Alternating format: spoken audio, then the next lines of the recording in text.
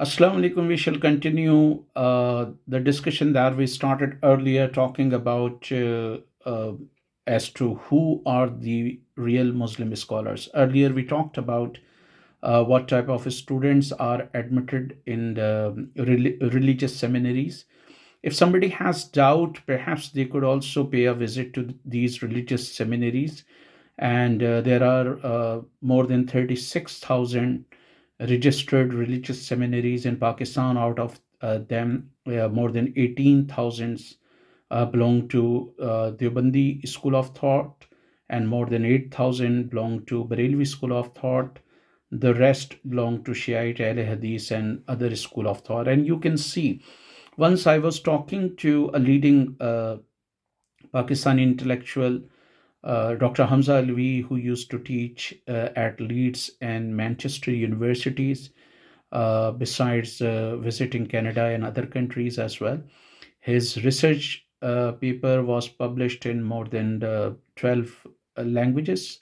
That's on different topics, including empire and economy of India. So he made a very interesting point. I asked him that when I visit any religious seminary, I find that if there are 1,000 students, out of 1,000, at least 500 or more than 500 are from Pakhtun belt of Balochistan and KP, especially KP. So he offered a very good economic interpretation. He said that during the time of Ayub Khan, agriculture reforms were introduced, or policy of tractorization. So before Ayub Khan, one family would one family would irrigate or work on the land. So maybe 10 people used to work on the 1 acre. And when tractor was introduced, it rendered a lot of people jobless, because one tractor on average started cultivating 11 acre of land. So all those people who may have been working on 11 acres earlier, they must have been rendered jobless. So the poverty that started during the time of General Ayub Khan because of the agriculture reforms peaked during the time of General Zia. And as Asfandyar Wali has said in one of his interviews, that before 1979, there were not many religious seminaries in Khyber Pakhtunkhwa, and it was in reality Afghan jihad and petrodollar and the funding by international powers that funded that jihad, and a lot of religious seminaries were established across the country, especially in Pakhtun belt, so that holy warriors could be trained and they could be sent to Afghanistan to fight the Soviets. So we see that uh, most of these religious scholars, they have very nominal education of normal education of college and universities. So it is asserted, and some detractors of Ilyas Qadri and these traditional scholars point out that Maulana Ahmad Raza Khan Sahib Barelvi was more or less non-metric, or he had hardly done metric. And Maulana Ashraf Ali Thanvi, Maulana Qasim, Maulana Gangohi, Rashid Gangohi, and other people, and Maulana Ilyas Qadri, he is also believed to be non-metric. He could not complete his metric. In the same way, Haq Nawaz Jhangvi and so many other scholars, they did not complete their formal education, and very few of them made it to the university or have a university degree. During the time of General Zia, he equated the degree of Dars Nizami to that of masters. So this is how now they call themselves that they are masters. Some people did have Islamic studies, master's degree, because it was comparatively easy. So many people got it according to critics. There are although some exceptions, like Javed Ahmad Ghamdi, who is believed to have studied philosophy and English literature. Dr. Israr Ahmad, who studied medical science, and um Dr. Dr. Zakir Naik and Ahmad Didat and other people as well. But most of them, especially a vast majority of them in Pakistan and India, they just do Dars Nizami. They hardly study 4 or 5 classes, and afterwards they learn the Holy Quran, and then attending classes of Hadith. And after 10 or 12 years, or maybe a bit longer, they become our scholars. And then we see the type of discussion that they have. For instance, Ibn Sina was talking about medical science, he was talking about germs, he was talking about epidemics and different diseases, and at the same time he was also talking about philosophy and the employment of logic, talking about existence of God and how can logic be used for that. Ibn Rushd was writing about metaphysics of Aristotle. He was studying Aristotle. He was also contributing to the thoughts of Aristotle. Al Razi was talking about religion, politics, and other thing. Ibn Khaldun was talking about the demise of different systems, the rise and fall of civilization, the rise and falls of the government, talking about Asbiya or the role of Asbiya, in consolidating in role of Asbiya as a factor that could contribute to the power of a nation.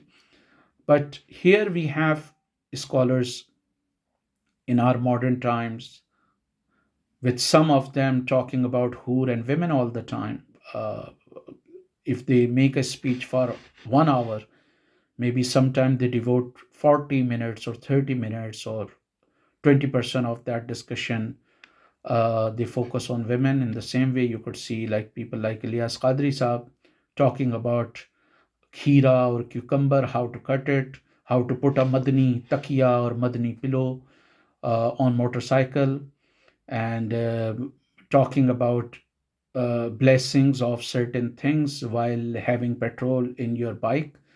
So we can see the type of scholars that we have. The problem is that Darsin Nizami has been going on for more than 500 years, or rather, i- as if it is true, because there's confusion. Some people believe that it was introduced by Nizam al-Mulk Tusi. So if it was introduced by him, then it must have been more than 700 years, or rather 800 years since it was imposed. Why didn't these religious seminaries uh, produce any leading, scientist, philosopher, or anyone who might be followed, in the intellectual landscape of the world? So that's important questions. We can see the quality, we can see the type of discussion that is, uh, a focus point among the philosophers and scientists between between 8 and 12th century, or rather 16th century, and the scholars of today.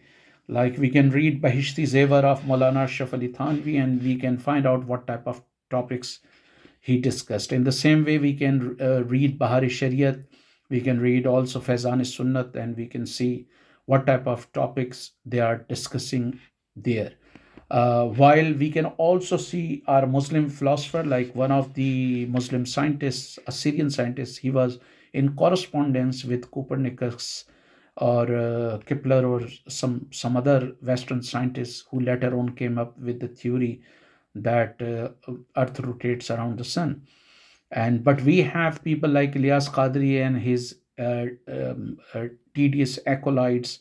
We have followers of Ahmad Raza Khan Sahib Barelvi. We have Mullah today, who use scientific means, who use the loudspeaker that was invented by science, who travel in the car that was invented by science, who use mobiles that was invented in science, and even they have a very strong contempt towards science, and saying that we science is nothing but it's lesser than the shoe that they put on.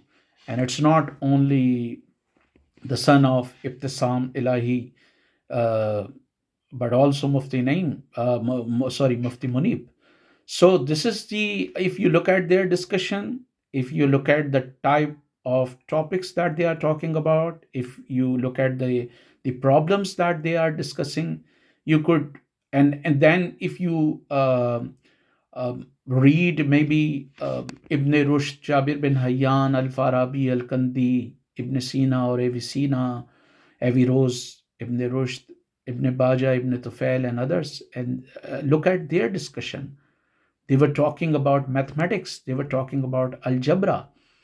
According to an American scientist, one fifth of, some people say one third of the planet's name are Arabic.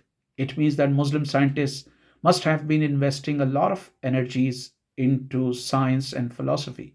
But unfortunately, the mullah of today are talking about kheera or cucumber, how to cut it, how to put a madani takiya or a madani pillow between two men riding a bicycle. These are the topics that they are talking about, or maybe about women, whether they should be putting on shuttlecock or they should be covered from head to toe, whether they should be doing this thing or that thing. These are the topics. So if we compare them, then perhaps we might be forced to agree to those enlightened Muslims who believe that in reality the scholars were the ones who happened to be during the Muslim Golden Age, Abbasid times, or Umayyad times in the Al Andalusia or in Spain. We shall continue with this, and we will have more to say on this particular topic.